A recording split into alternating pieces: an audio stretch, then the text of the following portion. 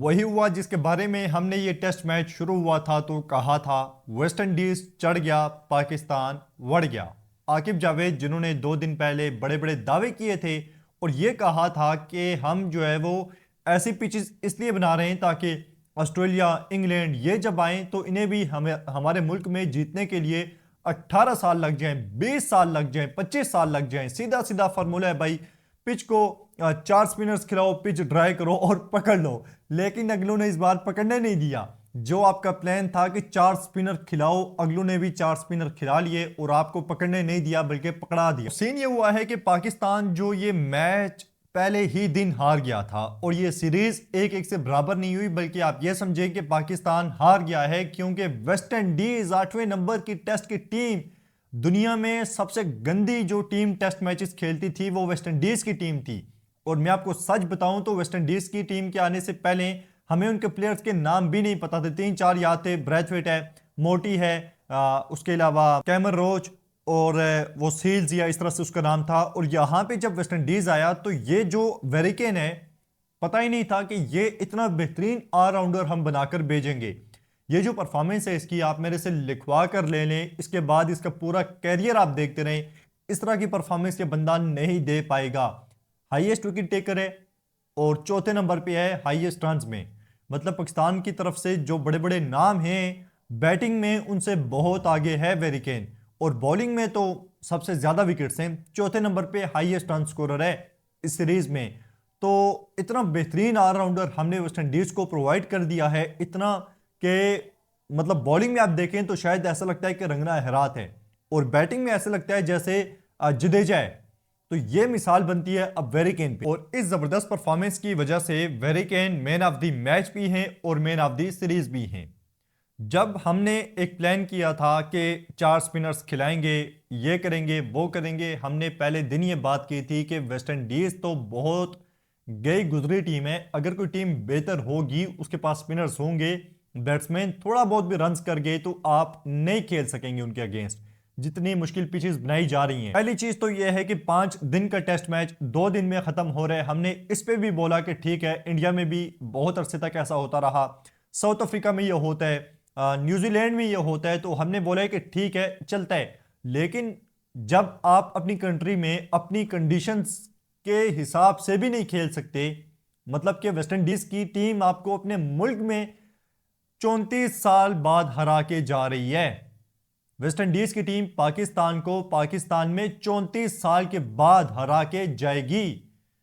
आप देख लें कि इतनी बदतरीन हमारी परफॉर्मेंसेज हैं कि आप इसे किसी भी तरह जो है वो, अभी बहुत से बयान दिए शान मसूद ने, जी हमने बड़ा बेहतर खेला है और ये किया है वो किया है फलाना ढिमकाना। उस पर इंशाल्लाह अगली वीडियो आ रही है, सारी जो उनकी प्रेस कॉन्फ्रेंस है। लेकिन आप देख लें कि पाकिस्तान 120 रन से हारा है वेस्ट इंडीज से। 120 रन की बहुत बड़ी हार है, और ये हार तब आई है जब हमने वेस्ट इंडीज के पहली इनिंग्स में 54 पे 8 आउट कर दिए थे। 54 पे 8 आउट करने के बाद हम 120 रन से हार जाते हैं। और इसमें आप माने ना माने, सारा कसूर अगर किसी का है, ठीक है बैटर्स नाकाम हुए हैं, लेकिन कैप्टन नाअहल है, निहायत ही कोई बदतरीन कप्तान है शान मसूद। कोई उसके डिसीजन नहीं होते, कोई कहीं भी ऐसा नहीं लगता कि वो कैप्टन है। या तो उसके पास इख्तियारात नहीं है या जो भी मसला है, लेकिन Shan Masood as a captain बिल्कुल फेल हुआ है, एज अ बैटर भी। और सीधी चीज है, वेस्ट इंडीज के बॉलर्स यकीन माने नहीं पता था वेरिकन कौन है। और आप देखें कि एक के बैट इन पैड में गैप बनता है, बोल्ड होता है, दूसरे के बैट इन पैड में गैप बनता है, वो एलबी हो जाता है। और एक और चीज कि वेस्ट इंडीज ने जिस तरह से बॉलिंग की है, वेरिकेन की स्पीड आप देख लें कि 67 किलोमीटर पर आवर, 70, 74, 72, 70, 65, इतनी स्लो बॉल्स वो गिरा रहा था। मतलब आप ठीक है इजी होके आप थोड़ा बहुत खेल सकते थे, वो सारा यूज कर रहा था पिच का। और पाकिस्तान ने जो गलती की है वो कल यही थी कि पाकिस्तान के जो बॉलर्स थे वो बॉल को तेज डालने की कोशिश कर रहे थे। लेकिन फिर भी वेस्ट इंडीज, ऐसा नहीं है कि कोई बहुत ज्यादा प्लेयर्स थे उनके पास। वेरिकेन ने एक सिंपल फार्मूला इस्तेमाल किया कि बिल्कुल धीमी बॉल डालनी है पिच पे और आगे काम सारा पिच करेगी। तो ये जो आपका फार्मूला था ये हो गया है फेल। या तो इस फार्मूले को चेंज कर लें।